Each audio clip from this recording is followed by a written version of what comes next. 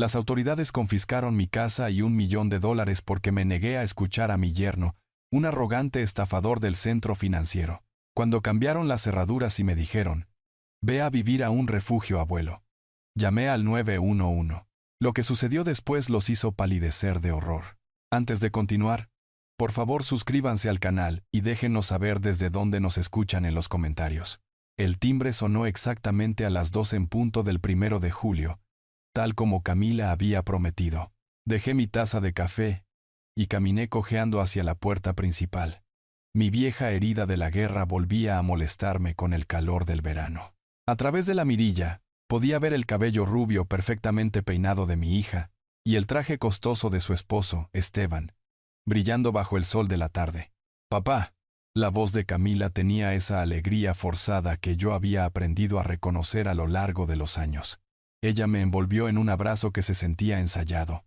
Su perfume de diseñador abrumaba el aroma familiar de mi loción para después de afeitar. Esteban dio un paso adelante con su ensayada sonrisa de hombre de negocios, extendiendo una mano bien cuidada. «Don Arturo, qué gusto verlo de nuevo». Apreté su mano con firmeza, notando cómo intentaba afirmar su dominio con el apretón. A mis 75 años, puede que esté más lento, pero mi agarre aún conservaba la fuerza de décadas trabajando en la construcción antes de que la guerra me quitara eso también. «Pasen, pasen», dije, haciéndome a un lado. «Tengo té helado en la cocina». Se acomodaron en mi sala de estar como si fueran los dueños del lugar. Los ojos de Esteban recorrieron la habitación, haciendo un inventario de mis modestos muebles, las fotografías de mi difunta esposa Elena, en la repisa de la chimenea y la pequeña colección de medallas militares exhibidas en una caja de sombra. «Papá, la casa se ve». Camila hizo una pausa, buscando las palabras. «Se ve exactamente igual. ¿Por qué iba a cambiarla? Tu madre eligió la mayoría de estos muebles, y todavía sirven para su propósito». Esteban se inclinó hacia adelante, con los codos sobre las rodillas. «En realidad, don Arturo, eso es parte de la razón por la que estamos aquí hoy. Hemos estado pensando en su futuro, en lo que es mejor para usted». Algo en su tono hizo que dejara mi vaso con cuidado. Había escuchado ese tono antes en salas de juntas y mesas de negociación.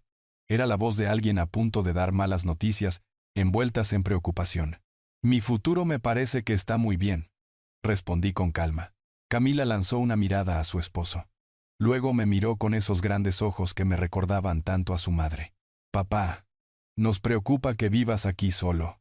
No te estás haciendo más joven y esta casa tan grande es mucha responsabilidad.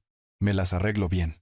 «¿Pero por cuánto tiempo?», intervino Esteban, su voz tomando un filo más agudo. «¿Qué pasará cuando ya no pueda subir esas escaleras? ¿Qué pasará cuando se caiga y no haya nadie cerca para ayudarlo?». La luz de la tarde que entraba por mis ventanas de repente se sintió dura.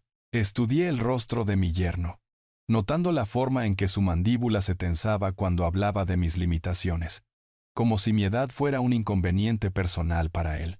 «Agradezco su preocupación», dije lentamente, «pero no estoy listo para un asilo». «¿Quién dijo algo sobre un asilo?». La risa de Camila sonó frágil. «Estamos hablando de algo mucho mejor que eso». Esteban sacó una carpeta de cuero de su maletín, del tipo que gritaba abogado costoso o consultor de alta gama. «Hemos encontrado una excelente comunidad de vida asistida en la costa. Un clima hermoso, grandes actividades, gente de su misma edad. ¿Y qué hay de mi casa?». Bueno, la sonrisa de Esteban se amplió. «Ahí es donde entra nuestra experiencia. Tengo conexiones en bienes raíces. Y Camila y yo podríamos encargarnos de la venta por usted. Quitarle esa carga de encima». La habitación quedó en silencio excepto por el tic-tac del viejo reloj de abuelo de Elena. Miré a mi hija, buscando en su rostro alguna señal de la niña que solía ayudarme en el jardín, que solía llorar cuando pisaba hormigas porque no quería lastimar a nada. «¿Y mi dinero?», pregunté en voz baja. «Su dinero estaría seguro», me aseguró Esteban, tamborileando los dedos contra la carpeta. «De hecho, podría invertirlo por usted, duplicarlo en un año. Tengo acceso a oportunidades que la mayoría de la gente nunca ve».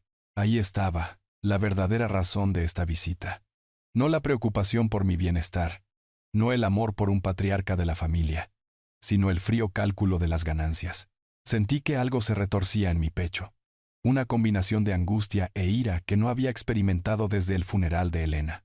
Camila se estiró y tomó mi mano. Papá, solo queremos lo mejor para ti. Queremos que estés cómodo y seguro. Apreté su mano suavemente, sintiendo la suavidad de su piel, el anillo de bodas que Esteban le había comprado, la vida que había construido tan lejos de los valores que traté de enseñarle. Necesito algo de tiempo para pensar en esto, dije. La mandíbula de Esteban se tensó de nuevo. Por supuesto. Tómese todo el tiempo que necesite, pero no tarde demasiado, don Arturo. Las oportunidades como esta no esperan para siempre. Después de que se fueron, me senté en mi sala de estar vacía mientras las sombras se alargaban. El reloj de abuelo continuaba su ritmo constante, marcando un tiempo que de repente se sentía mucho más precioso de lo que había sido esa mañana. La mañana siguiente trajo lluvia, el tipo de llovizna constante que hacía doler mis viejos huesos. Apenas había dormido, repitiendo la conversación de ayer una y otra vez en mi mente. Para cuando Camila llamó alrededor de las 8:30, yo ya estaba vestido y sentado en la mesa de mi cocina con el periódico de la mañana. Papá, espero no estar llamando demasiado temprano. He estado despierto desde las 5, hija. Ya sabes cómo es. Su risa sonó forzada. Cierto. Por supuesto. Escucha. Esteban y yo estuvimos hablando anoche. Y realmente pensamos que este lugar en la costa podría ser perfecto para ti. Hice una investigación en línea.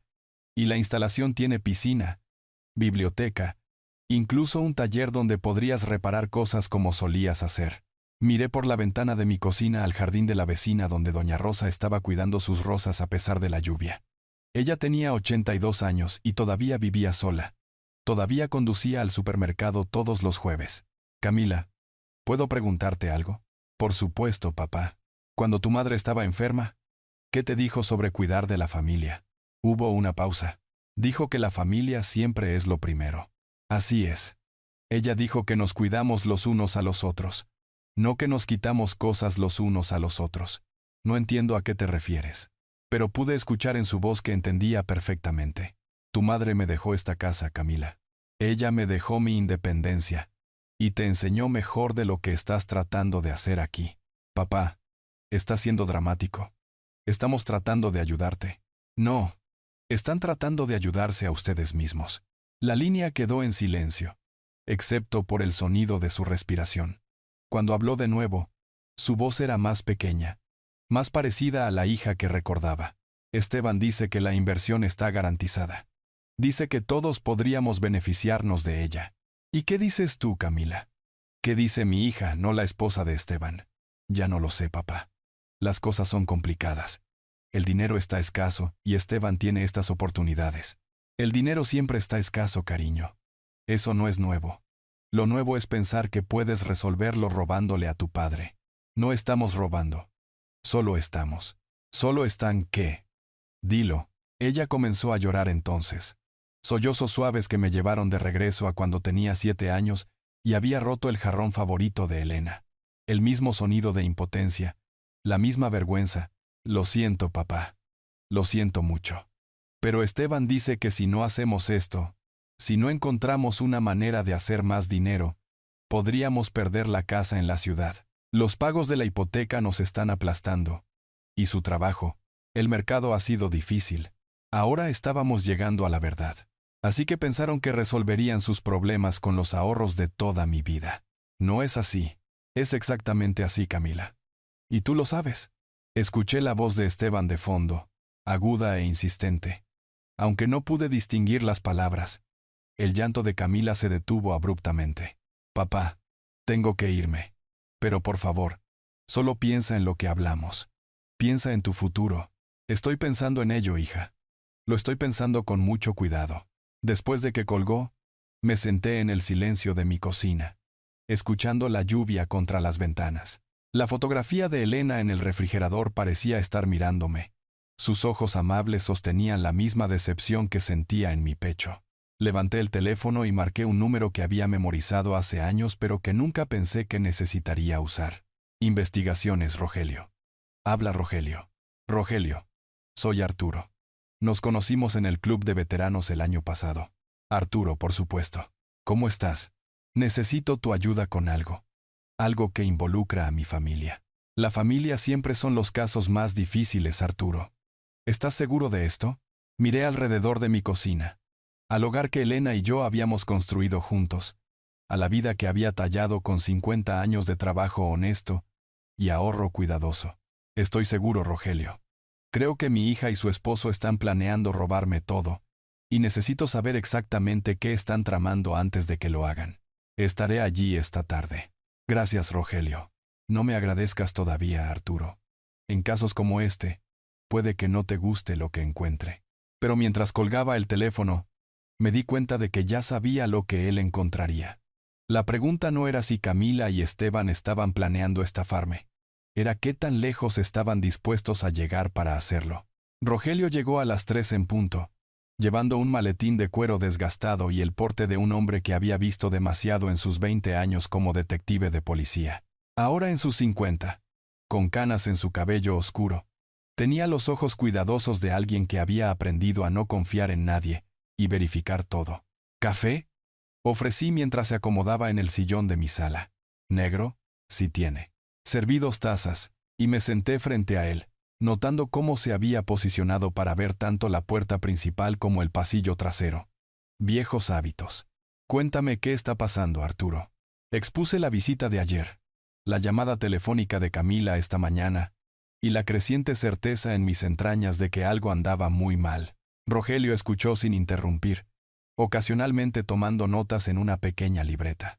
Instalaciones en la costa, dijo, cuando terminé.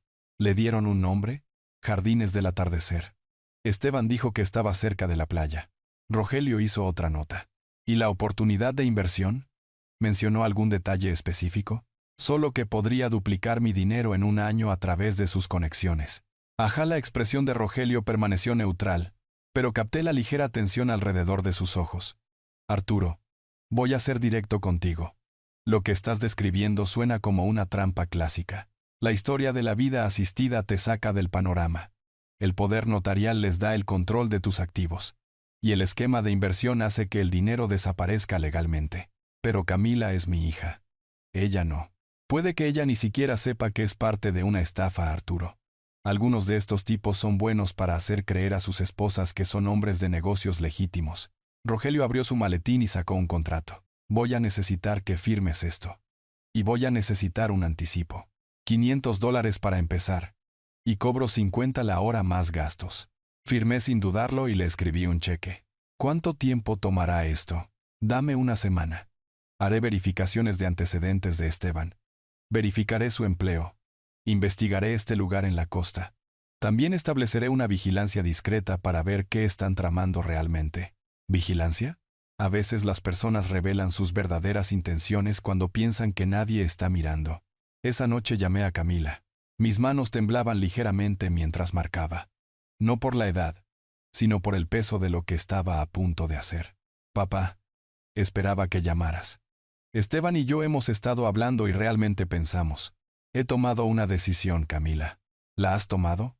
Su voz se iluminó de inmediato. Quiero ver el papeleo. Todo. La información de la instalación en la costa, los detalles de la inversión, todo. Por supuesto. Esteban estará muy complacido. Él ya ha comenzado a preparar los documentos que necesitarás firmar. Documentos que necesitaré firmar. No información para que yo revise, sino papeles para que yo ejecute. La distinción no se me escapó. ¿Cuándo pueden traerlos? ¿Qué tal este fin de semana? El sábado por la tarde. Esteban quiere repasar todo cuidadosamente contigo. Asegurarse de que entiendas todos los beneficios. El sábado suena bien. ¡Ay, papá! Esto es maravilloso. Te va a encantar la costa y el dinero. Esteban dice que con sus contactos podríamos ver retornos de hasta el 200%. Tal vez más. 200%. El número quedó en el aire como una mala broma. En mis 40 años trabajando en la construcción y luego manejando al equipo, nunca había visto una inversión legítima que prometiera algo cercano a eso. Camila, ¿puedo preguntarte algo? ¿Cualquier cosa, papá? ¿Recuerdas lo que tu madre solía decir sobre los tratos que suenan demasiado buenos para ser verdad? Hubo una pausa. Ella decía que por lo general lo son. Así es, cariño. Era una mujer inteligente, tu madre. Papá, ¿tienes dudas? Porque Esteban dice, no tengo dudas, Camila. Solo estoy recordando la sabiduría de tu madre. Después de colgar, caminé por mi casa, mirándola realmente por primera vez en meses. Los pisos de madera que Elena y yo habíamos barnizado nosotros mismos, la cocina donde ella le había enseñado a Camila a hornear galletas, la sala de estar donde habíamos celebrado mañanas de Navidad, fiestas de cumpleaños y tranquilas tardes de domingo leyendo el periódico juntos. Querían quitarme todo esto, venderlo y desaparecer los ahorros de toda mi vida en algún esquema que beneficiaría a todos, excepto al hombre que había pasado 50 años ganándoselo. Pero habían cometido un error crítico. Habían asumido que porque yo era viejo, estaba indefenso. Habían olvidado que yo había sobrevivido a la guerra, construido un negocio exitoso y criado una familia con principios que no incluían robar a las personas que te amaban. Mientras apagaba las luces y me dirigía arriba a la cama, me encontré casi esperando con ansias la tarde del sábado, porque para entonces, Rogelio habría comenzado su investigación y yo tendría una imagen mucho más clara de con quién estaba tratando exactamente. El reloj de abuelo dio las 11 campanadas cuando llegué al final de las escaleras. Su ritmo constante era un recordatorio de que el tiempo era de hecho precioso, y que algunas personas ya habían desperdiciado demasiado del mío. Rogelio me llamó el jueves por la mañana mientras yo saboreaba mi segunda taza de café y veía el amanecer pintar de dorado las paredes de mi cocina. 3 días de investigación le habían dado más de lo que cualquiera de los dos esperaba. Arturo, necesitas sentarte para esto. Ya estoy sentado, Rogelio. ¿Qué encontraste? Jardines del atardecer no existe. La dirección que te dieron es un lote baldío. Lo ha sido durante 2 años. Mi café de repente supo amargo. ¿Y la oportunidad de inversión de Esteban? Un esquema Ponzi clásico. Encontré otras 3 familias en la ciudad que perdieron todo con el mismo discurso exacto. Las mismas promesas. La misma documentación. El mismo acto de desaparición después. Las piezas encajaron en mi mente, como munición deslizándose en la recámara de un rifle. ¿Cuánto tiempo ha estado sucediendo esto? Al menos 18 meses. Tal vez más. Arturo, tu hija, ella podría no saber el alcance total de lo que su esposo ha estado haciendo. O podría saber exactamente lo que estaba haciendo. De cualquier manera, yo tenía una decisión que tomar. ¿Cuál es nuestro siguiente paso? Voy a estar grabando todo el sábado. Tengo equipo que captará conversaciones desde 3 habitaciones de distancia. Pero Arturo, necesitas tener cuidado. Si sospechan que sabes algo, déjame eso a mí, Rogelio. Estos dos olvidaron con quién están tratando. El viernes se arrastró como una semana. Limpié mi casa 2 veces, organicé mis papeles 3 veces y llamé a la tumba de Elena como lo hacía todos los viernes, contándole sobre la traición de nuestra hija. Las rosas que había plantado junto a su lápida la primavera pasada estaban floreciendo ahora, de un rojo brillante contra el mármol gris. La tarde del sábado llegó con la puntualidad de la muerte misma. El auto de Camila entró en mi camino de entrada exactamente a las 2 en punto. El paso confiado de Esteban ya era visible a través del parabrisas. Los vi reunir su maletín y carpetas, armas disfrazadas de papeleo. La camioneta de vigilancia de Rogelio estaba estacionada 3 casas más abajo, disfrazada como un camión de reparación de cable. A través de la ventana de mi cocina, podía verlo ajustando el equipo adentro. El timbre sonó. «Papá». La sonrisa de Camila era más brillante de lo habitual, casi maníaca. «¿Estás listo para comenzar tu nueva vida?» Esteban pasó junto a ella, llevando su maletín como el estandarte de un conquistador. «Don Arturo, hoy es el día en que lo hacemos rico». Extendieron sus documentos sobre la mesa de mi comedor con la eficiencia de sepultureros disponiendo la ropa del entierro, formularios de poder notarial, escrituras de transferencia de propiedad, contratos de inversión que prometían rendimientos que harían llorar de envidia a los ganadores de la lotería. «Mire aquí», señaló Esteban con su bolígrafo de oro. «Esto nos da a Camila y a mí la autoridad para administrar sus activos mientras usted se instala en su nuevo hogar». «Y esto», añadió Camila, con la voz temblando ligeramente, «transfiere la escritura de la casa temporalmente, solo hasta que podamos obtener el mejor precio por ella». Levanté el documento de poder notarial, notando la línea de firma donde mi nombre ya había sido llenado con la letra de otra persona. La falsificación era excelente, casi perfecta, casi. Ambos han puesto mucho trabajo en esto. El pecho de Esteban se hinchó de orgullo. Tengo conexiones, don Arturo. Gente que puede hacer que las cosas sucedan rápida y silenciosamente. Estoy seguro de que sí dejé el documento con cuidado. Camila, cariño, ¿puedes traerme un vaso de agua? Esto es mucho para procesar. Ella saltó ansiosamente, desesperada por ser útil, por lavar cualquier culpa que estuviera royendo su conciencia. En el momento en que se fue a la cocina, Esteban se inclinó hacia adelante como un tiburón que huele sangre. Entre usted y yo, don Arturo, cuanto antes terminemos esto, mejor. Camila ha estado enferma de preocupación porque usted viva aquí solo. Esta solución beneficia a todos, incluso a usted. Su sonrisa se afiló. Especialmente a usted. Voy a asegurarme de que su dinero trabaje más duro de lo que nunca lo ha hecho antes. Camila regresó con mi agua, sus manos temblando ligeramente mientras la dejaba. Papá, ¿te sientes bien? Te ves pálido. Solo pensando en que todo cambia tan rápido. Tomé un sorbo de agua, ganando tiempo, dejándolos asentarse en su confianza. Esteban, ¿puedes explicarme exactamente cómo funciona esta inversión? Durante los siguientes 20 minutos, pintó una imagen de rendimientos garantizados, cuentas en el extranjero y conexiones que harían que mis modestos ahorros se multiplicaran milagrosamente. Camila asentía, su alivio creciendo con cada mentira que él contaba. Finalmente, Esteban deslizó el bolígrafo sobre la mesa hacia mí. Todo lo que necesitamos es su firma, don Arturo. Justo aquí, aquí y aquí. Levanté el bolígrafo, sintiendo su peso, notando cómo el equipo de grabación de Rogelio estaría capturando cada palabra. El momento de la verdad había llegado, y Esteban estaba a punto de aprender qué sucedía cuando alguien intentaba ser más listo que un hombre que había sobrevivido tanto a la guerra como a la paz. ¿Sabes qué, Esteban? Creo que necesito hacer una llamada telefónica primero. Su sonrisa confiada parpadeó. ¿Una llamada? ¿A quién? Saqué mi viejo teléfono plegable y marqué 3 números simples. 911. ¿Cuál es su emergencia?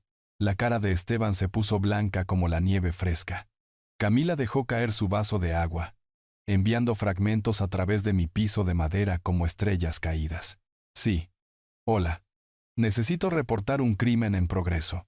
Mi nombre es Arturo, y mi hija y mi yerno están intentando robar mi casa y los ahorros de toda mi vida a través de documentos falsificados. La voz del despachador crepitó a través del altavoz de mi teléfono. Señor, ¿está en peligro inmediato? No peligro físico, pero están tratando de obligarme a firmar papeles fraudulentos en este momento. Esteban se abalanzó sobre mi teléfono. Pero 40 años de trabajo de construcción me habían dejado más fuerte de lo que mi edad sugería. Lo mantuve alejado de él fácilmente. Señor, los oficiales están en camino. Por favor, permanezca en la línea. Camila estaba hiperventilando ahora, su maquillaje cuidadosamente aplicado corriendo en arroyos oscuros por sus mejillas. Papá, ¿qué estás haciendo? Somos familia.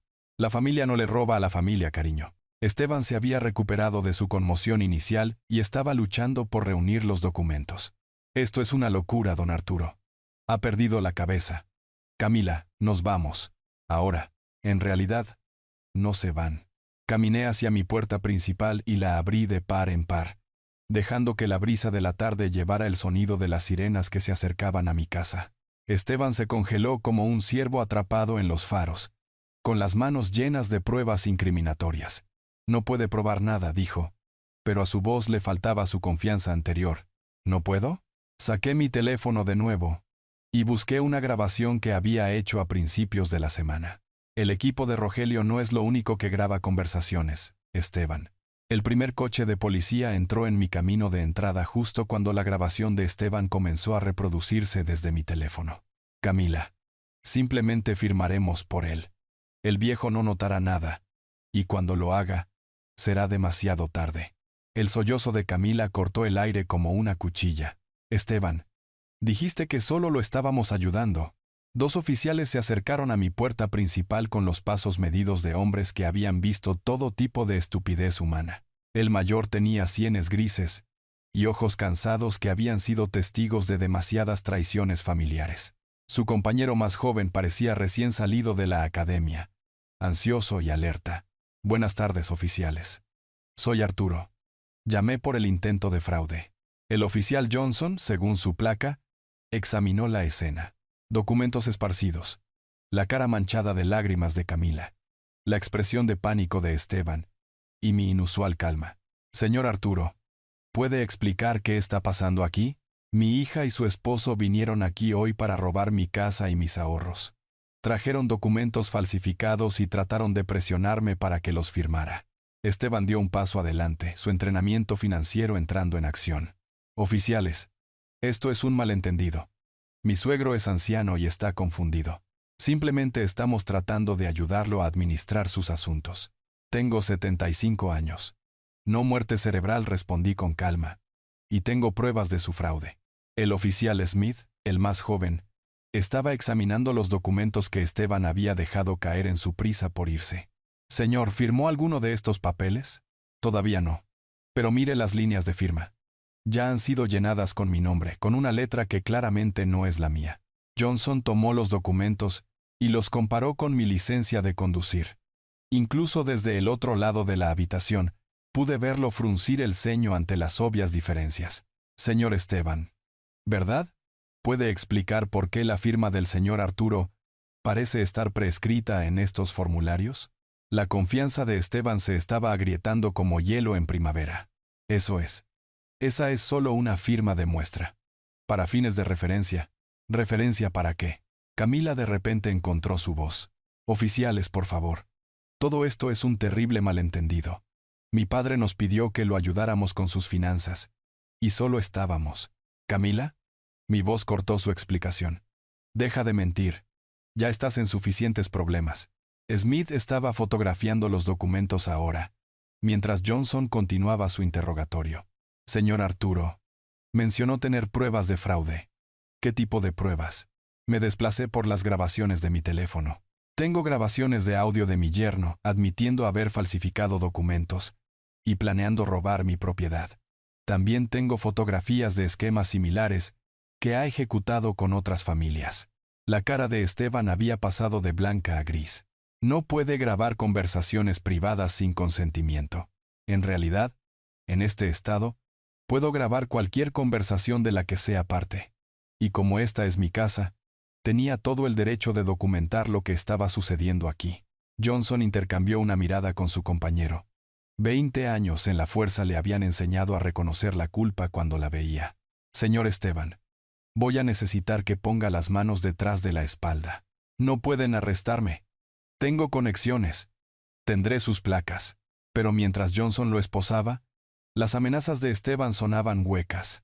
La bravuconada desesperada de un hombre cuyos planes cuidadosos se habían derrumbado de manera espectacular. Camila se derrumbó en la silla de mi sala. Su ropa de diseñador arrugada. Su maquillaje perfecto arruinado. Papá, lo siento. Lo siento mucho. Nunca quise que llegara tan lejos. Miré a mi hija, esta extraña que compartía mi sangre, y sentí que algo se rompía dentro de mi pecho que nunca sanaría por completo. Algunas cosas, Camila, no se pueden deshacer con disculpas. El oficial Smith estaba leyéndole a Esteban sus derechos cuando la camioneta de vigilancia de Rogelio se detuvo, justo a tiempo. A través de mi ventana, lo vi salir con equipo de grabación profesional y una expresión de satisfacción que me decía que todo había sido capturado. Tiene derecho a permanecer en silencio. Cualquier cosa que diga puede y será usada en su contra en un tribunal de justicia. Los forcejeos de Esteban contra las esposas eran patéticos, como un pez aleteando en tierra seca. Esto es acoso. Exijo hablar con mi abogado inmediatamente. Tendrá su llamada telefónica. En la estación, respondió Johnson con calma. Claramente había tratado con el tipo de Esteban antes. Hombres ricos que creían que el dinero podía comprarlos fuera de cualquier consecuencia. Camila estaba sentada congelada en mi silla, viendo a su esposo ser arrestado con la expresión hueca de alguien cuyo mundo acababa de implosionar. Cuando Smith se acercó a ella con su libreta, se estremeció como si él llevara un arma. Señora, necesito hacerle algunas preguntas sobre su participación en este esquema.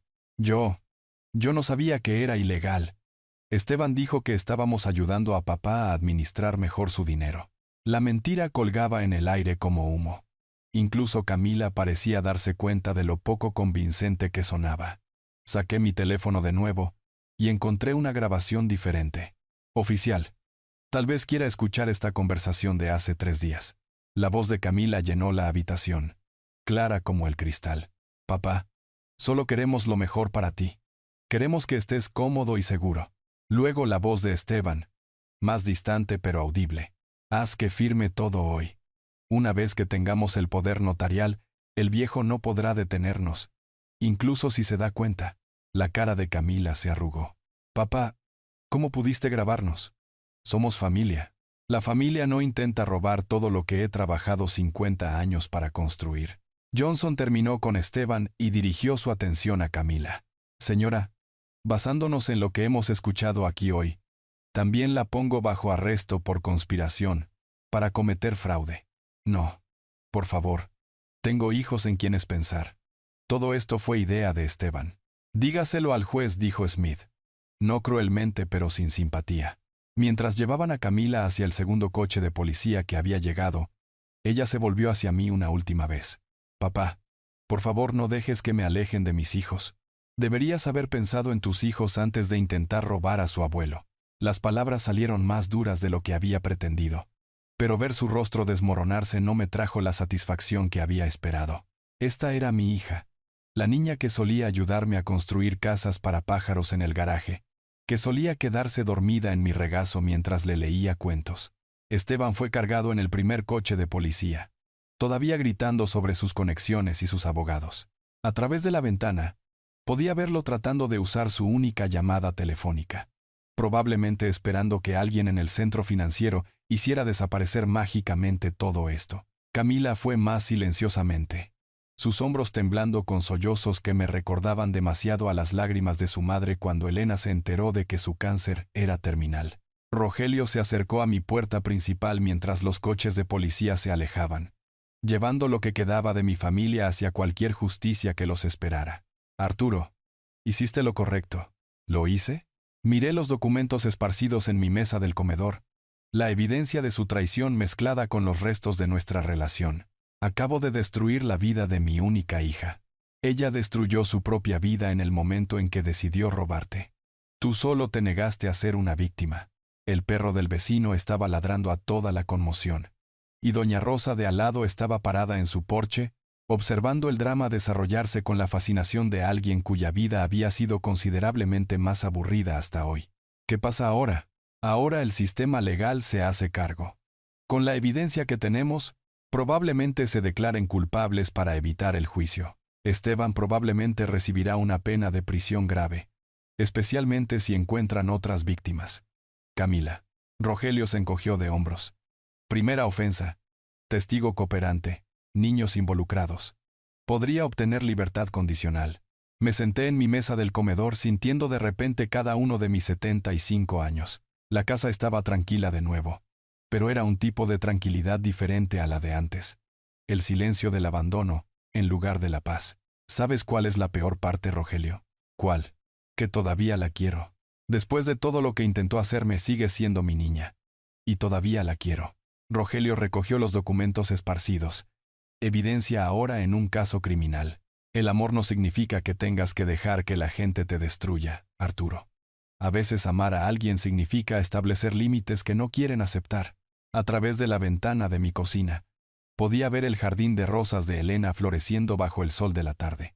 Mañana, visitaría su tumba y le contaría cómo nuestra hija había elegido la codicia sobre la familia. Cómo la niña que habíamos criado con tanta esperanza y orgullo, había intentado robar la vida que habíamos construido juntos. Pero hoy, yo había sobrevivido. Hoy, el viejo soldado había ganado su última batalla. Aunque la victoria sabía más a ceniza que a triunfo. El teléfono sonó. Probablemente un reportero. Las noticias de gente rica siendo arrestada siempre viajaban rápido en los pueblos pequeños. Lo dejé sonar, escuchando el sonido resonar a través de mi casa vacía, donde las fotografías familiares todavía sonreían desde las paredes, congeladas en tiempos más felices cuando el amor parecía más fuerte que el dinero. La estación de policía de la ciudad se veía diferente a la luz del día, menos dramática que el caos de ayer, más burocrática. El detective Thomas tenía el rostro curtido de un hombre que había pasado 20 años escuchando a la gente mentir sobre dinero, familia y confianza. Su apretón de manos era firme. Sus ojos agudos detrás de gafas de montura metálica. Señor Arturo. Gracias por venir. Sé que ayer fue difícil. Nos acomodamos en la sala de entrevistas 3. Un espacio estéril con luces fluorescentes que hacían que todos parecieran culpables. Yo había traído mi carpeta de documentos, organizada como Elena solía arreglar sus tarjetas de recetas. Todo en su lugar apropiado. Quiero asegurarme de que tenemos la línea de tiempo completa, dijo el detective Thomas, abriendo su libreta. Cuando sospechó por primera vez que su hija y su yerno planeaban defraudarlo. El 1 de julio, en el momento en que entraron a mi casa con su cuento de hadas sobre la costa, escribió notas con letra cuidadosa. Pero no contactó a la policía de inmediato. No. Contacté a alguien mejor. La puerta de la sala de entrevistas se abrió, y Rogelio entró llevando un maletín que parecía pesar 40 libras. Lo dejó con el cuidado deliberado de un hombre manejando evidencia que podría poner a personas tras las rejas por décadas. Detective Thomas. Soy Rogelio. Investigador privado. El señor Arturo me contrató hace 4 días para documentar este fraude. Las cejas de Thomas se alzaron ligeramente. ¿Hace 4 días? Ustedes han estado investigando desde el 2 de julio. Comencé verificaciones de antecedentes de inmediato. Esteban no es solo un corredor de bolsa fallido. Es un estafador profesional. Lo que le sucedió al señor Arturo ayer fue la culminación de un patrón de 18 meses de abuso financiero a personas mayores. Rogelio abrió su maletín como un cirujano revelando instrumentos. Estados de cuenta bancarios, fotografías de vigilancia, transcripciones de entrevistas mecanografiadas. La evidencia de la codicia de Esteban se extendía sobre la mesa como un diagnóstico de cáncer. Documentamos todo, continuó Rogelio. La reunión de Esteban con Ricardo, el notario que falsificó documentos por un soborno de $10,000. Las cuentas en el extranjero donde ha estado escondiendo dinero robado. Las otras 3 familias en la ciudad que perdieron todos sus ahorros en esquemas idénticos. El detective Thomas estudió una fotografía de vigilancia que mostraba a Esteban estrechando la mano de un hombre delgado afuera de una oficina de notaría. ¿Tiene a este Ricardo en cinta aceptando sobornos? Audio y video. Más su confesión firmada a partir de esta mañana. Está cooperando completamente para evitar cargos federales. Mi garganta se sentía seca. ¿De cuánto dinero estamos hablando, Rogelio? A través de todas sus víctimas, casi $4 millones. Se suponía que su caso sería su golpe de jubilación. El número quedó en el aire como humo de un incendio. $4 millones robados a personas mayores que habían trabajado toda su vida para construir una seguridad modesta. Personas como yo que habían sobrevivido a guerras y recesiones y confiaban en que sus hijos los amarían más que al dinero. Señor Arturo, dijo el detective Thomas, necesito que me guíe a través de los eventos de ayer una vez más. Cada detalle importa para la acusación. Durante la siguiente hora, relaté la arrogancia de Esteban, la culpa de Camila, el momento en que marqué al 911 con sus documentos falsificados extendidos sobre mi mesa del comedor como cartas marcadas de un croupier. Rogelio complementó mi testimonio con fotografías, grabaciones, análisis financieros que pintaban a Esteban como un depredador que convertía el amor familiar en un arma. Su hija, dijo el detective Thomas con cuidado. Ella ha estado cooperando con nuestra investigación. ¿Cooperando cómo? Ha proporcionado detalles sobre los otros esquemas de Esteban, sus contactos, sus métodos. Ella afirma que no entendía el alcance total de sus actividades criminales. A través de la pequeña ventana de la sala de entrevistas, podía ver el horizonte de la ciudad. La ciudad donde había construido mi vida con Elena, criado a Camila, creído que la familia significaba algo sagrado. Ahora, esa misma ciudad era donde mi hija estaba traicionando a su esposo para salvarse de la prisión. ¿Testificará contra él? Lo más probable. Su cooperación podría reducir significativamente su propia sentencia. Rogelio cerró su maletín con el chasquido satisfecho de un trabajo completado. Detective, con la evidencia que hemos compilado, Esteban está mirando un tiempo serio en prisión federal, falsificación de documentos, fraude electrónico, abuso de ancianos a través de líneas estatales. Estamos hablando de 7 a 10 años mínimo. El detective Thomas reunió sus notas. Señor Arturo, lo necesitaremos disponible para testimonio cuando esto vaya a juicio. Basado en la evidencia, espero que Esteban intente declararse culpable para evitar una sentencia más larga. ¿Cuándo será eso? probablemente dentro del mes. Los fiscales federales se mueven rápido en casos tan sólidos. Me levanté lentamente, sintiendo cada uno de mis 75 años. Ayer, había sido una víctima. Hoy, era un testigo. Mañana, sería un hombre cuya familia había sido destruida por la codicia, pero cuya dignidad permanecía intacta. Detective, ¿puedo preguntarle algo? Por supuesto. En su experiencia, ¿las familias se recuperan alguna vez de algo como esto? Me miró con la triste sabiduría de alguien que había visto el dinero destruir más relaciones que el alcohol, las drogas o el adulterio combinados. Señor Arturo, algunos puentes una vez quemados no se pueden reconstruir. Pero a veces, eso no es necesariamente algo malo. 2 semanas se arrastraron como animales heridos. La casa se sentía diferente ahora. No violada exactamente, pero cambiada de maneras que no podía nombrar. Cada habitación guardaba ecos de la confrontación del sábado. Cada rincón susurraba recordatorios de que la hija que había criado había intentado robar todo lo que yo había trabajado para construir. El teléfono sonaba constantemente.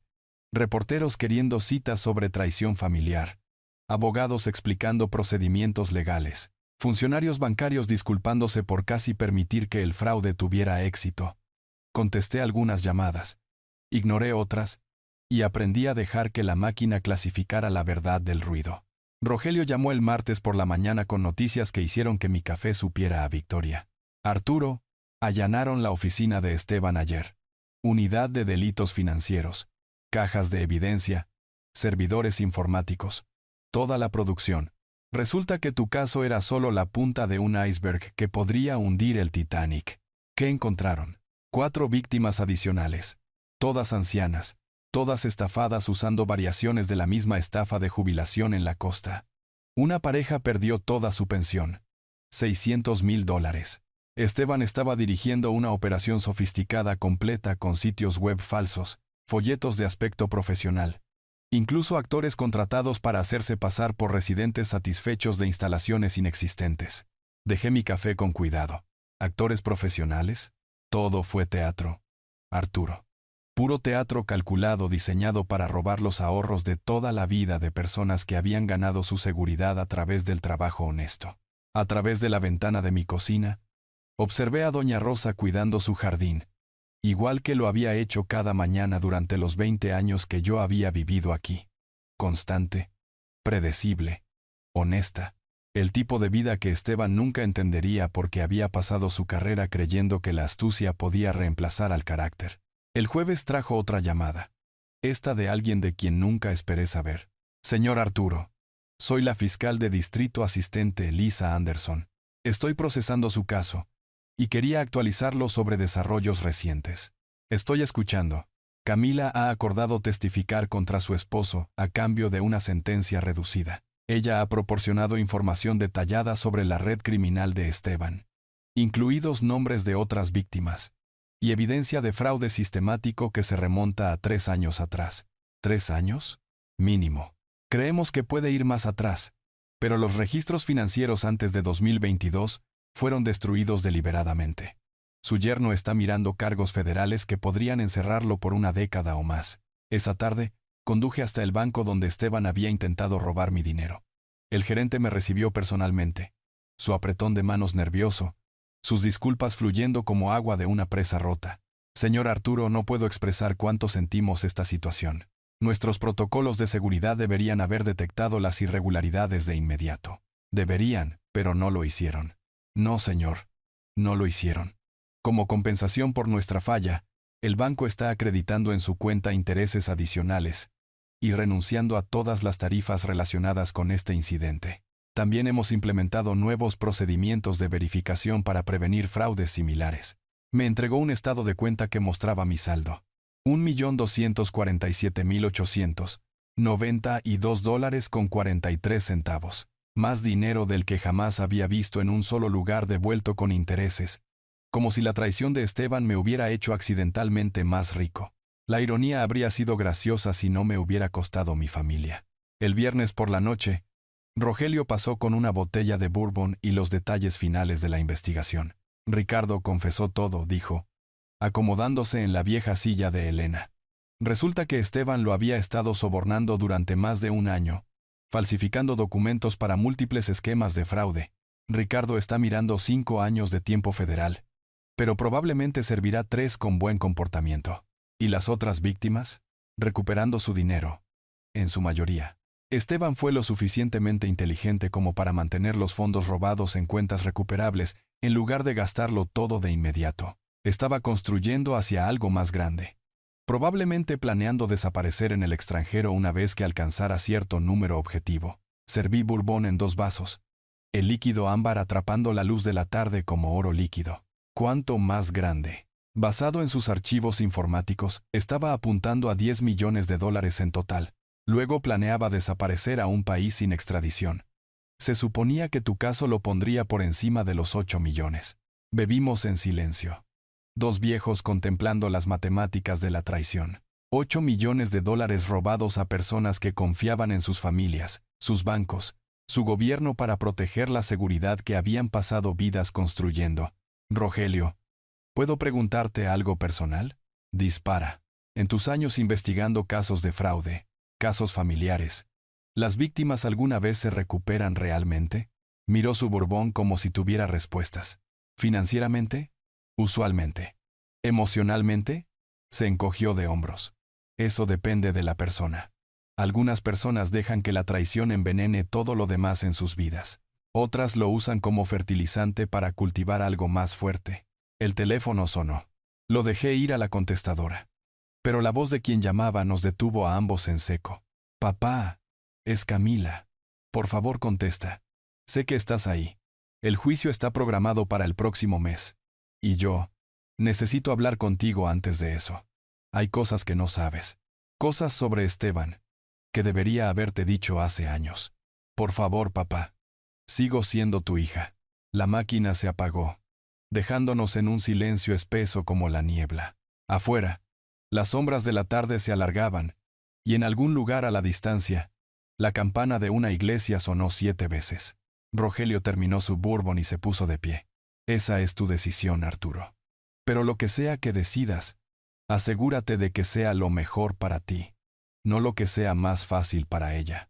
Después de que se fue, me senté solo en mi sala de estar, mirando fotografías familiares y preguntándome si el amor podría sobrevivir a una traición completa, o si algunas heridas eran demasiado profundas para que el perdón las alcanzara.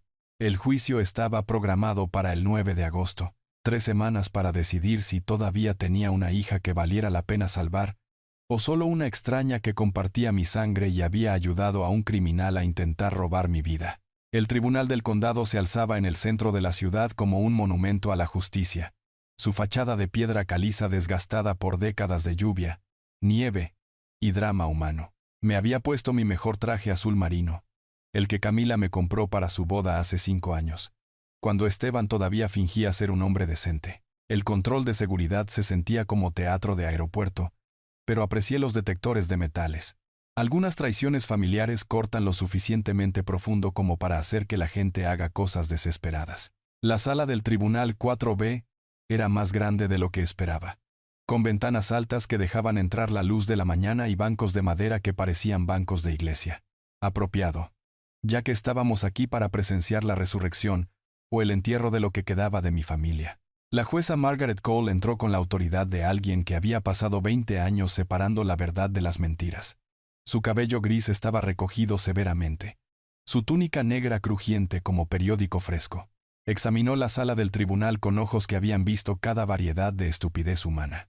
El estado contra Esteban Wilson y Camila Wilson anunció: estamos aquí para la sentencia tras las declaraciones de culpabilidad presentadas por ambos acusados. Declaraciones de culpabilidad. Habían evitado el juicio confesando, lo que significaba que Camila había cumplido su promesa de cooperar completamente. No estaba seguro de si eso me hacía sentir orgulloso o asqueado. Esteban estaba sentado en la mesa del acusado luciendo como un hombre diferente. Desaparecidos estaban los trajes caros y la postura segura. Su mono naranja colgaba suelto en hombros que parecían haberse encogido desde su arresto. Cuando miró hacia la galería, sus ojos encontraron los míos por solo un momento antes de apartarse como un perro culpable. Camila se sentó por separado, su abogado susurrando instrucciones de último minuto. Se veía frágil con su sencillo vestido azul, su cabello recogido simplemente, maquillaje mínimo. Esta era Camila tratando de parecer comprensiva, arrepentida, digna de misericordia. La actuación podría haber funcionado si no la hubiera visto practicar actos similares durante 45 años. La fiscal Lisa Anderson se puso de pie para dirigirse al tribunal. Era más joven de lo que esperaba. Tal vez 35 años, con el porte seguro de alguien que había construido su carrera en casos exactamente como este. Su señoría, los acusados orquestaron un sofisticado esquema de fraude dirigido a víctimas ancianas en múltiples estados. El señor Esteban Wilson dirigió esta operación, robando más de $4 millones de ciudadanos mayores que confiaron en él con los ahorros de toda su vida. La señora Camila Wilson ayudó y fue cómplice de estos crímenes, al ayudar a su esposo a obtener acceso a su padre, Arturo, quien está presente en el tribunal hoy. La jueza Cole me miró directamente. Señor Arturo, ¿le gustaría hacer una declaración de impacto de la víctima? Me puse de pie lentamente, sintiendo el peso del momento, la finalidad de lo que estábamos haciendo aquí. Esto no se trataba solo de justicia, se trataba de si los lazos familiares podían sobrevivir a una traición completa. Su señoría, he servido a mi país en la guerra. He enterrado a mi esposa de 40 años. He sobrevivido a la recesión, la pérdida de empleo, y más desafíos de los que la mayoría de la gente enfrenta en toda una vida. Pero nada me preparó para el momento en que mi propia hija trató de robar todo lo que yo había trabajado para construir. Mi voz se escuchaba claramente a través de la sala del tribunal. En la galería, podía ver a los reporteros tomando notas. Otras víctimas de los esquemas de Esteban asintiendo en reconocimiento. El dinero puede ser devuelto. Mi casa puede ser asegurada. Pero la confianza entre un padre y una hija, una vez rota por la codicia, nunca puede ser reparada completamente. Ese es el verdadero crimen aquí. No solo el robo de activos, sino el robo del amor, la familia y la seguridad que proviene de creer que tus hijos te cuidarán en lugar de aprovecharse de ti. Me senté en un silencio que se sentía respetuoso en lugar de incómodo. La jueza Cole tomó notas antes de dirigirse a los acusados. Señor Wilson, usted se ha declarado culpable de cargos federales de fraude electrónico, falsificación de documentos y abuso financiero de ancianos. La evidencia muestra un patrón de comportamiento depredador dirigido a algunos de nuestros ciudadanos más vulnerables. Usted explotó las relaciones familiares y violó posiciones de confianza para beneficio personal. El abogado de Esteban se puso de pie. Su señoría, mi cliente está preparado para hacer una restitución completa y ha cooperado completamente con los investigadores federales para ayudar a recuperar fondos robados de otras víctimas. Cooperación anotada, respondió la jueza Cole secamente. Sin embargo, el alcance y la sofisticación de estos crímenes exigen consecuencias significativas. Lo sentencio a 8 años en una prisión federal, seguidos de 3 años de libertad condicional supervisada y restitución completa a todas las víctimas. 8 años. Esteban tendría 53 cuando saliera. Su carrera financiera terminada, su reputación destruida, su matrimonio casi con certeza disuelto. Absorbió la sentencia con la expresión en blanco de alguien cuyos peores temores habían sido confirmados. Señora Wilson, continuó la jueza Cole, su cooperación con las autoridades y su estatus como delincuente por primera vez pesan a su favor. Sin embargo, usted participó en el abuso financiero de su propio padre, lo que representa una violación particularmente atroz de la confianza familiar. Camila comenzó a llorar antes de que la jueza terminara de hablar. Lágrimas reales esta vez, no lágrimas de actuación. El tipo que venía de entender que las consecuencias eran ineludibles. La sentenció a 2 años de libertad condicional, 1000 horas de servicio comunitario, trabajando específicamente con víctimas ancianas de delitos financieros, y el requisito de pagar una restitución de $50,000 a un fondo que apoya programas de prevención del abuso del lisieno. Ancianos. Sin tiempo en la cárcel para Camila. Parte de mí se sintió aliviada. Parte de mí se sintió engañada. El tribunal se levantó con la eficiencia mecánica de la justicia servida. Esteban fue llevado esposado, sus hombros temblando con lo que podrían haber sido sollozos o podría haber sido rabia. Camila se acercó a mí mientras la sala del tribunal se vaciaba, su rostro surcado de lágrimas que parecían genuinas. Papá, lo siento. Sé que eso no arregla nada, pero necesito que sepas Camila, levanté la mano deteniéndola a mitad de la frase. Tú tomaste tus decisiones. Yo tomé las mías. Ambos tenemos que vivir con las consecuencias. ¿Significa eso que nunca me perdonarás? Miré a esta mujer que llevaba mi sangre y los ojos de Elena, pero que había elegido la codicia sobre la familia, la traición sobre el amor. La respuesta no era simple porque el perdón nunca lo es. ¿Significa que todavía estoy decidiendo si la hija que crié vale la pena perdonar? ¿O si murió el día que trajiste esos papeles falsificados a mi casa? Me alejé de ella entonces, dejándola parada sola en el vestíbulo del tribunal con el peso de sus elecciones y los ecos de la justicia dictada. Afuera, el calor del verano me golpeó como una pared, pero se sentía más limpio que el aire dentro de esa sala del tribunal. Se había hecho justicia. Mi dinero estaba a salvo. Esteban pasaría los próximos 8 años aprendiendo que la astucia sin carácter eventualmente se destruye a sí misma.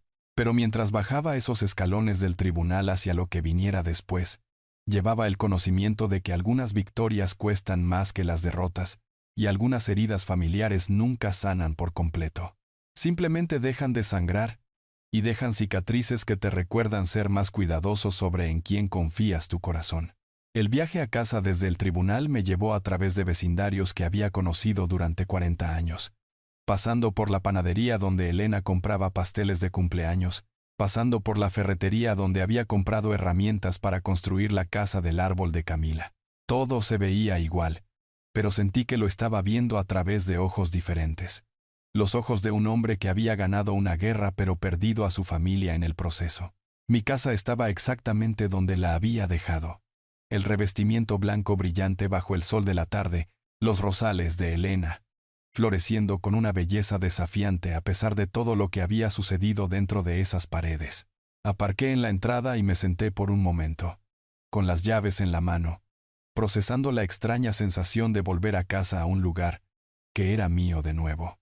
Doña Rosa estaba regando su jardín al lado cuando salí del auto. Soltó su manguera y se apresuró con la emoción de alguien que había estado esperando semanas para tener esta conversación. Arturo. Lo vimos en las noticias. 8 años para ese hombre horrible y su hija cooperando con la policía. Debe sentirse reivindicado. ¿Reivindicado? Probé la palabra como vino que podría haberse agriado. Esa es una forma de decirlo, doña Rosa. Bueno, le mostró a todos que solo porque somos mayores no significa que seamos blancos fáciles. Mi nieto llamó anoche para verificar mis finanzas después de ver su historia en el Canal 5. Dentro de mi casa, todo estaba exactamente como lo había dejado, pero de alguna manera diferente. La mesa del comedor donde Esteban había extendido sus documentos falsificados ahora parecía un campo de batalla después de que la guerra había terminado. La silla de la sala de estar donde Camila había llorado todavía sostenía el fantasma de sus lágrimas. Caminé por cada habitación metódicamente, reclamando territorio que en realidad nunca había sido tomado, pero que se había sentido violado de todos modos. En mi dormitorio, abrí la caja fuerte donde guardaba papeles importantes y los encontré intactos. Esteban había tenido tanta confianza en sus falsificaciones que ni siquiera se había molestado en buscar los documentos reales. El teléfono sonó a las 4 en punto. Michael Green del banco.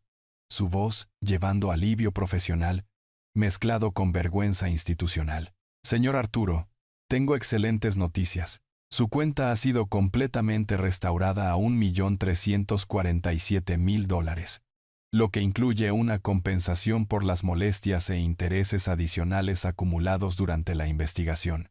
Más dinero del que jamás había visto en un solo lugar, suficiente para vivir cómodamente por el resto de mi vida, viajar a donde quisiera, comprar cualquier cosa que me gustara, pero sentado solo en mi sala de estar, rodeado de fotografías familiares que ahora se sentían como evidencia de la escena del crimen, me di cuenta de que el dinero sin personas con quien compartirlo eran solo números en un estado de cuenta bancario. Señor Green, aprecio todo lo que el banco ha hecho para corregir esto. ¿Hay algo más que podamos hacer por usted, señor? Quizás podríamos organizar medidas de seguridad mejoradas o un asesor financiero para ayudarlo a administrar. Le haré saber si necesito algo. Después de colgar, la casa se instaló en su familiar tranquilidad vespertina. Me preparé una cena sencilla, lavé los platos y me senté en mi sillón leyendo el periódico. Actividades normales en una casa que se sentía todo menos normal. El timbre de la puerta sonó a las 7:30. A través de la mirilla, pude ver a Frank del club de veteranos, sosteniendo una cacerola y con la expresión de un hombre en una misión. Frank, ¿qué te trae por aquí? Escuché sobre el juicio en la red de veteranos. Imaginé que podrías necesitar algo de compañía y una comida decente. Puso la cacerola en el mostrador de mi cocina con precisión militar. Cacerola de fideos con atún. La receta de mi difunta esposa. Y antes de que digas que estás bien, recuerda que todos hemos pasado por batallas donde la victoria no se siente mucho como celebración. Comimos en la mesa de mi cocina. Dos viejos soldados que entendían que a veces la parte más difícil de la guerra viene después de que cesan los disparos. Hiciste bien, Arturo. Familia o no, no puedes dejar que la gente robe tu dignidad junto con tu dinero. No hace que duela menos. No, no lo hace, pero hace que sea un dolor honorable en lugar de un dolor estúpido. Después de que Frank se fue, me senté solo con mis pensamientos y el peso de $1.300.000 que de repente se sentían menos como riqueza y más como responsabilidad.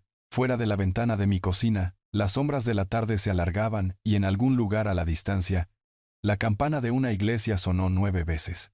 Levanté mi teléfono y marqué información. Asistencia de directorio. ¿Qué ciudad? Esta ciudad. Necesito el número del Centro de Apoyo a Veteranos en Crisis. Conectando ahora. Apoyo a veteranos. Habla Jim. ¿Cómo puedo ayudarle? Jim. Mi nombre es Arturo. Soy un veterano de guerra y quiero hacer una donación para ayudar a los veteranos sin hogar. Una donación sustancial. Señor, eso es maravilloso.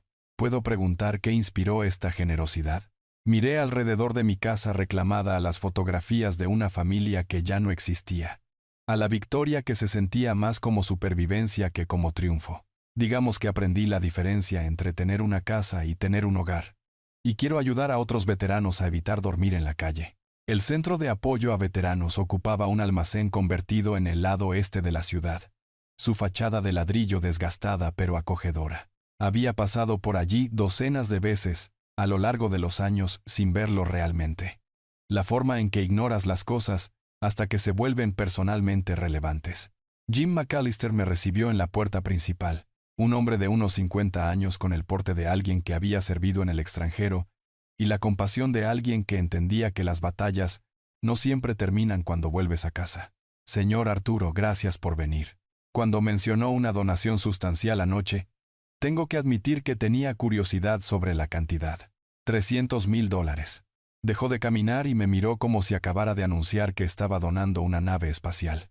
300.000, señor. Eso es suficiente para alojar y alimentar a veteranos durante todo un año. Eso es suficiente para cambiar vidas. Esa es la idea.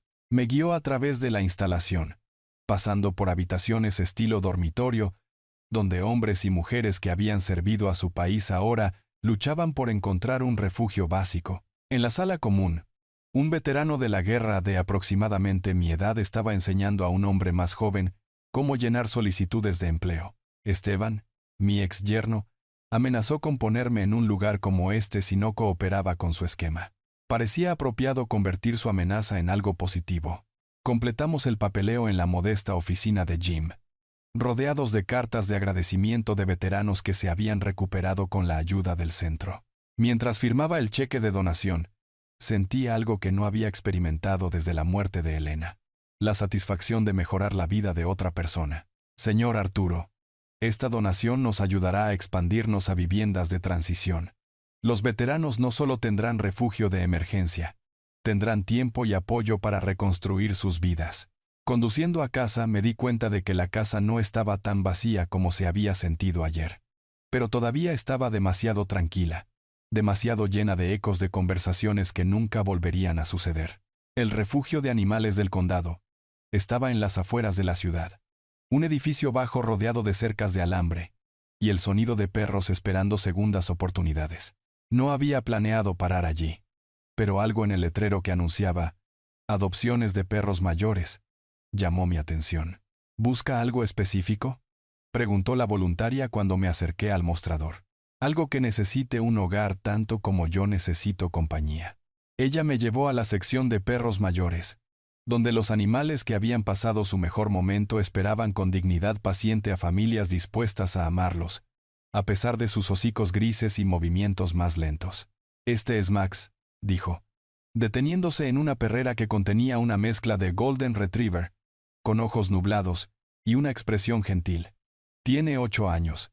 Está entrenado para vivir en casa. Es genial con la gente. Su dueño anterior falleció, y la familia no pudo quedárselo. Max me miró con la sabiduría de un animal que había aprendido que la vida a veces te entrega cambios inesperados. Pero eso no significa que dejes de esperar amabilidad. ¿Puedo pasearlo? 15 minutos después, Max y yo estábamos sentados en mi auto, ambos procesando la realidad de la repentina asociación. Se acomodó en el asiento del pasajero con la satisfacción de alguien que había encontrado lo que estaba buscando. En casa, Max exploró la casa con cortesía curiosa mientras yo preparaba tazones de comida y agua en la cocina. Tener otra presencia viva en la casa cambió la acústica de alguna manera. Pasos y respiración. Y el tintineo ocasional de placas de perro creando una banda sonora de compañía. El correo trajo un sobre grueso con la dirección de remitente de Camila y una letra que reconocería en cualquier lugar. Adentro, 3 páginas de escritura cuidadosa que claramente habían sido escritas y reescritas varias veces. Papá, sé que probablemente no quieras saber de mí, pero necesito que sepas cuánto lo siento. No solo siento que nos atraparan, sino que siento haber pensado alguna vez que el dinero era más importante que tu confianza. Esteban me convenció de que te estábamos ayudando, de que nos agradecerías más tarde cuando tus inversiones te hicieran rico. Ahora veo lo estúpido que suena eso, lo obviamente incorrecto que fue. Leí la carta completa 2 veces mientras Max dormitaba a mis pies. Camila detallaba su ruina financiera, su matrimonio desmoronándose, sus intentos desesperados por encontrar trabajo con antecedentes penales. Rogaba perdón, prometía devolver cada centavo, juraba que había aprendido su lección sobre la codicia y la lealtad familiar. Al final de la 3ª página, había escrito: sé que no tengo derecho a pedir esto, pero ¿podrías perdonarme alguna vez? No por mi bien, sino porque no puedo soportar la idea de que mueras solo y enojado. Doblé la carta con cuidado y la puse en el cajón con otros documentos que podría necesitar algún día, pero que no quería mirar regularmente. Luego me agaché para rascar las orejas de Max, sintiendo el placer simple de la compañía incondicional. ¿Qué opinas, chico? Algunos errores son demasiado grandes para el perdón, y algunas personas esperan demasiado para descubrir lo que realmente importa. Max golpeó su cola contra el piso, ofreciendo el tipo de consuelo sin palabras que el dinero no podía comprar y la familia no había podido proporcionar. El teléfono sonó a las 8 en punto. Sarah Campbell del periódico local. Su voz con el entusiasmo de una reportera que había encontrado una historia que valía la pena contar. Señor Arturo, espero que no le importe que llame. Nos gustaría hacer un artículo destacado sobre su caso. No solo los aspectos legales, sino lo que dice sobre la familia, la confianza y la lucha contra el abuso de ancianos. Miré a Max, que me observaba con inteligencia paciente, y me di cuenta de que tal vez mi historia era más grande que solo una traición personal y una victoria legal. Señorita Campbell, ¿cuándo le gustaría hablar? El fotógrafo del periódico ajustó la configuración de su cámara mientras yo me sentaba en el sillón de mi sala, Max posicionado lealmente a mis pies. Sarah Campbell revisó sus notas una última vez. Sus preguntas diseñadas para capturar no solo los hechos de mi caso, sino su significado más amplio. Señor Arturo, cuando sospechó por primera vez que su hija y su yerno intentaban defraudarlo, ¿qué pasó por su mente? Incredulidad. Luego decepción. Luego determinación. Había pasado mi vida enseñándole a Camila sobre la integridad, sobre la lealtad familiar. Cuando eligió la codicia sobre esos valores, me di cuenta de que tenía que elegir entre ser una víctima o ser un luchador. La pluma de Sara se movió rápidamente a través de su libreta. Usted contrató a un investigador privado antes de involucrar a la policía. Eso muestra una previsión notable. El entrenamiento militar nunca te abandona realmente. Evalúas la amenaza, reúnes inteligencia, luego te enfrentas al enemigo. En este caso, el enemigo resultó llevar caras familiares. La entrevista continuó durante 2 horas, cubriendo todo, desde mi servicio en la guerra hasta la muerte de Elena, hasta el momento en que marqué al 911 con documentos falsificados extendidos sobre mi mesa del comedor. Sara hizo preguntas reflexivas que me ayudaron a entender mejor mi propia historia. ¿Qué consejo le daría a otras personas mayores que podrían enfrentar situaciones similares? Confíen en sus instintos. Si algo se siente mal, probablemente lo sea. Incluso si son miembros de la familia los que hacen el mal. Documenten todo. Busquen ayuda profesional. Y recuerden que la edad no los hace indefensos a menos que elijan ser indefensos. La semana siguiente trajo una llamada del Canal 5 de Noticias, solicitando una entrevista televisiva para su segmento de defensa del ciudadano mayor. Luego, la organización de veteranos quería que hablara en su reunión mensual sobre seguridad financiera para miembros mayores. De pie en el podio en el salón de veteranos, mirando rostros curtidos por el servicio militar y las luchas civiles, sentí el peso de representar más que solo mi propia experiencia. Hermanos y hermanas, todos hemos enfrentado enemigos en el extranjero. Ahora enfrentamos diferentes enemigos en casa. Personas que ven nuestra edad como debilidad, nuestra confianza como oportunidad, nuestra riqueza acumulada como su premio mayor personal. Pero no sobrevivimos a zonas de guerra y construimos vidas solo para entregar todo a estafadores con caras de familia. Los aplausos fueron entusiastas, pero más importantes fueron las conversaciones posteriores. 3 veteranos se me acercaron en privado para compartir sus propias historias de manipulación financiera por parte de hijos adultos, cuidadores y supuestos asesores de inversión. Arturo, dijo Bill, un veterano de guerra. Mi sobrino trató de convencerme de firmar la escritura de mi casa el mes pasado. Después de escuchar tu historia, le dije que se fuera al diablo. Conduciendo a casa desde la reunión de veteranos, me di cuenta de que mi batalla personal se había convertido en algo más grande. Una señal de advertencia para otras personas vulnerables, un recordatorio de que la defensa propia no termina cuando cumples 75 años. El artículo del periódico salió el domingo por la mañana, completo con fotografías de mí y Max en un recuadro sobre cómo reconocer el abuso financiero de ancianos. Para el lunes por la tarde, había recibido 17 llamadas telefónicas de personas compartiendo sus propias historias, pidiendo consejos, agradeciéndome por hablar públicamente sobre la traición familiar. El martes trajo una llamada inesperada de un productor de un programa de noticias nacional, interesado en presentar mi caso como parte de una serie sobre abuso de ancianos. El miércoles, una organización policial solicitó permiso para usar mi caso como ejemplo de capacitación para oficiales de policía.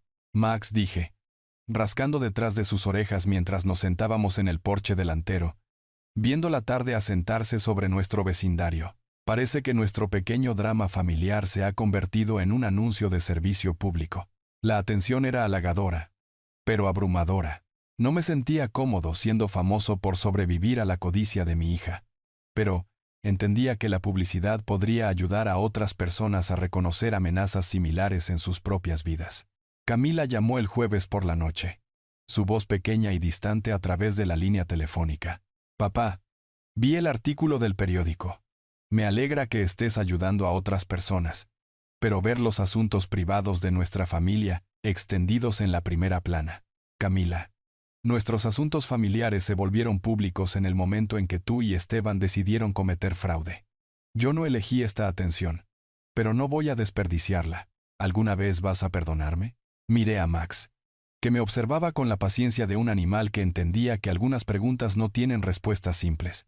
El perdón no es algo que das una vez y olvidas, cariño. Es algo hacia lo que trabajas con el tiempo. Si ambas personas están dispuestas a hacer el trabajo. En este momento, estoy enfocado en sanar de lo que me hiciste, no en hacerte sentir mejor por haberlo hecho. El silencio se extendió entre nosotros como un puente que ninguno de los dos sabía cómo cruzar. Entiendo, susurró ella. Espero que algún día está muy lejos, Camila. Tal vez concéntrate en el hoy y en tomar mejores decisiones en el futuro. Después de que colgó, me senté en mi porche con Max hasta que salieron las estrellas sobre la ciudad. En algún lugar al otro lado de la ciudad, mi hija estaba viviendo con las consecuencias de elegir el dinero sobre la familia. En algún lugar de una prisión federal, Esteban estaba aprendiendo que la astucia sin carácter eventualmente se destruye a sí misma. Y aquí, en esta casa que finalmente era verdaderamente mía de nuevo, un viejo soldado estaba descubriendo que a veces, la mejor victoria no es la que te da todo lo que querías, sino la que te enseña lo que realmente importa.